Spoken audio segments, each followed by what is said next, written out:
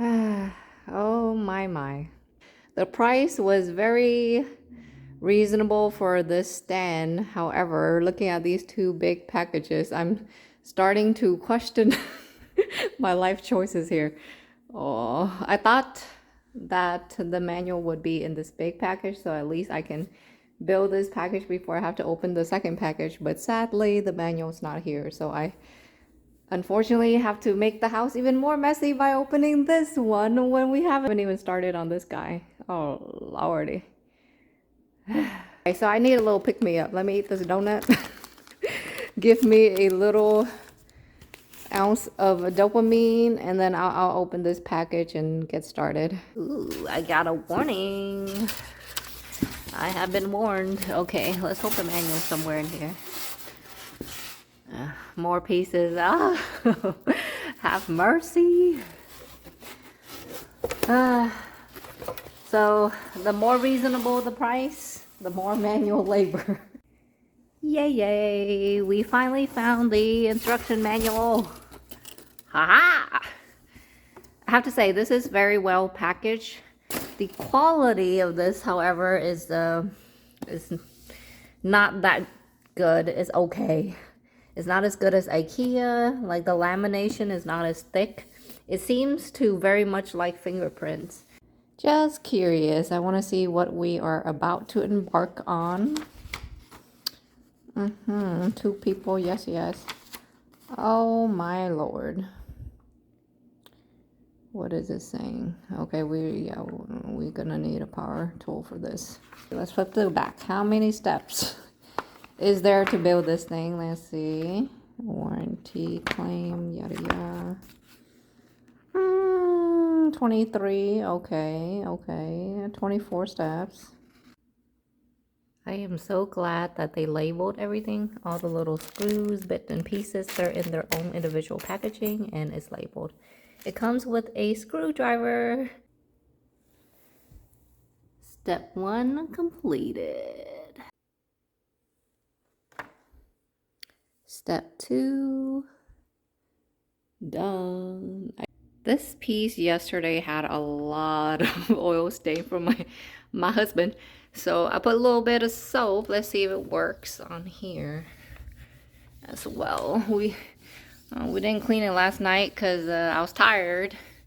Hopefully it's not too late to get the oil off. Let's see. Shall I let it marinate a little bit or no? I had dark color laminate type of compressed board pieces before from IKEA, and I would say IKEA quality is greater than this. This piece is quite heavy as well, but something about the way they laminated the piece is just, yeah, it's stains really quickly, as you see, just from us trying to carry it into the house, and we had these markings already. You know, it's kind of weird. You can't have a cabinet and not touch it, right? You gotta open it and use it. So that's kind of a bummer because this looks really great. If the soap and water works, and you know, I don't mind cleaning it, maybe I'll add on some doorknobs or something to make us touch the surface less.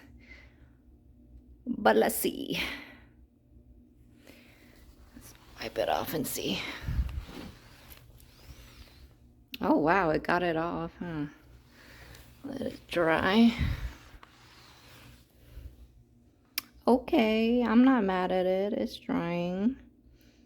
And it took the fingerprint off, so yay! Step 3 completed. We are working on step 4, and right about now, I am regretting getting adhesive that is not in the same color as my stand. Step 4 completed. Step 5 completed. Step 6 completed. And you know I did it because all my dang fingerprints are on these boards. If you try to rob my house, don't touch this black cabinet. You're gonna leave some forensic behind. Step 7 completed. Step 8. Ta-da! Completed. I feel like as you're progressing up the steps, it is getting harder and harder because more pieces got to be put together. Step 9. Here we are, completed. Step 9 took a little bit long because the manual said 3 is connected to 7. And if you notice, this is 7. And this piece is actually 18. This one is 7. It's supposed to connect to 18 on this side, but this is 3. So the manufacturer labeled those two pieces incorrectly, and it took me 10 billion years to figure it out. Hello. Step 10 completed. By the time we got to step 10, the numbers actually matched the diagram again. Number 3, and this is board 3 going with the floor, and 18 over there is matching with 18 here. Step 11 should be easy because all we're doing is sliding in the 219 back. If you notice the back, usually on these build it yourself thing, they're a piece of paper, but this one is a solid piece of board, so that's good. Except on this side, we couldn't put it in, and I couldn't figure out why, what's going on.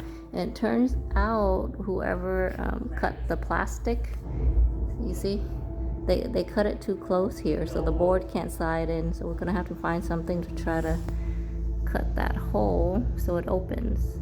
Number 11 is done.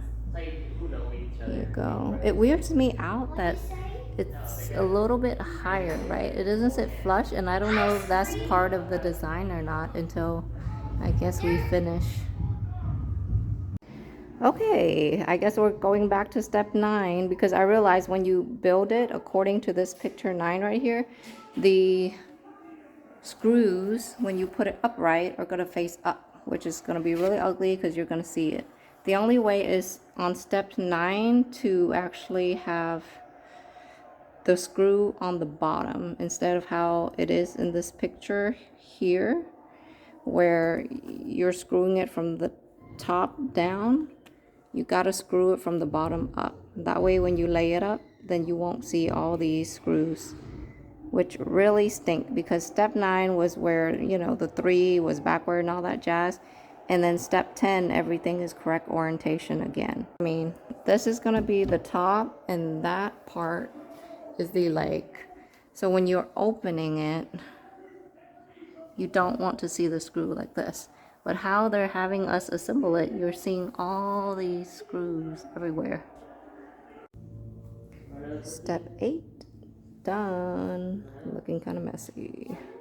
We're technically done with step 9, but like I said, board 3 and 18 are switch around. But if I did it like the manual, then there's no way to connect it to that piece 5 down there. The mislabeling on step 9 really screwed everything up because between removing it to redo the shelf, to put the shelf backwards for the screws, oh, good God. So this is step 10. Finally done with that, but there's glue and then stuff all over the floor because we have to remove the board. Step 11. Completed. Step 12.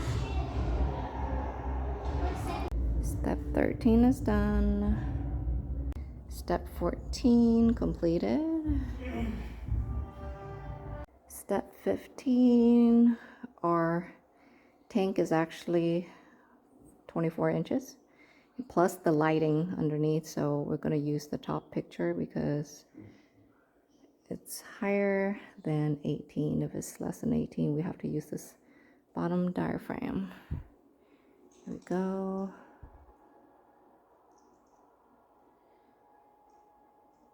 Step 16 is done.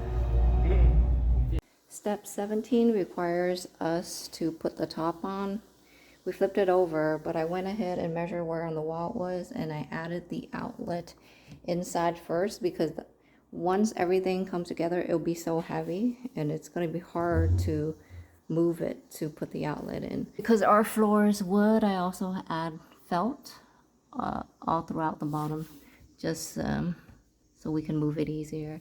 All these white bits, they are going, once they completely dry, I can use a little piece of plastic and kind of scrape them off, and then with a Sharpie fill in any obviously white area, and then I think we should be okay. Step 17 is done. After 17, we're going to have to skip to 24 to put in the screws on the back, because if you have the whole unit together, it's extremely heavy to move to put these screw bits here on the back of them. So I'm going to do that part actually next. Step 18, complete it. Step 19, completed. Go, we got all of those attached. Step 20, we add in the covers for our lighting system. And by now I'm getting real tired, you can see my fingerprint everywhere. Step 21, adding the door hinges, and we are done.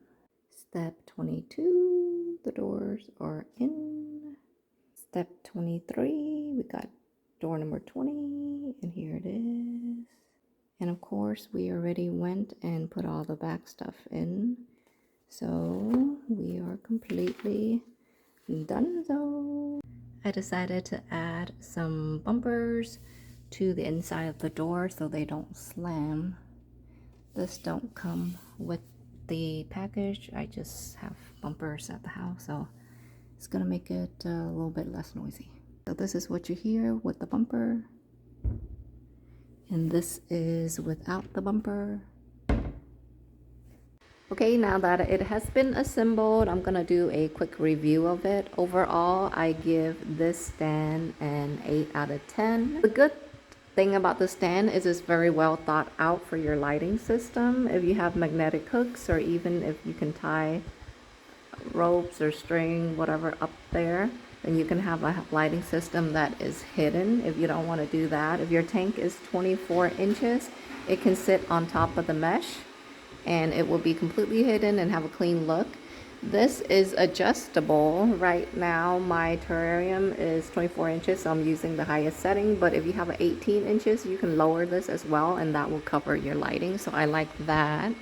I like the price as well. This goes by a lot of different names, but generally it ranges like from $250 to $350. Is very affordable and it looks very stylish.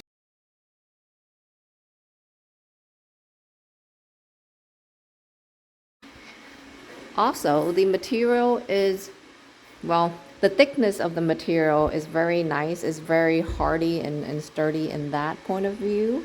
In the back, as you notice when we were installing this, it has a composite panel that is almost as thick as the door. So it's not the cheap paper or cardboard backing that you normally get. So I really like that.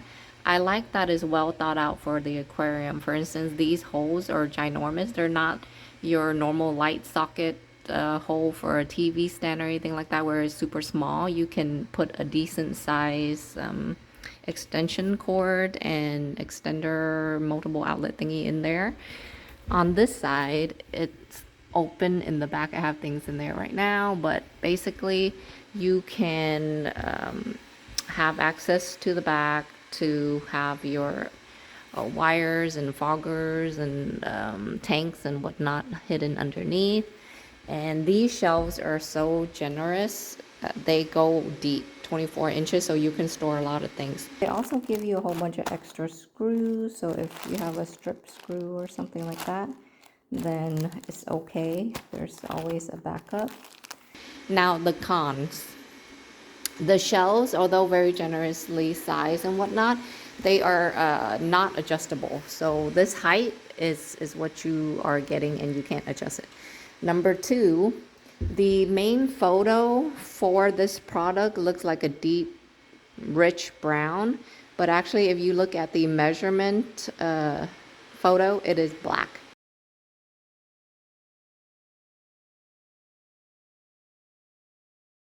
And in real life, it is black.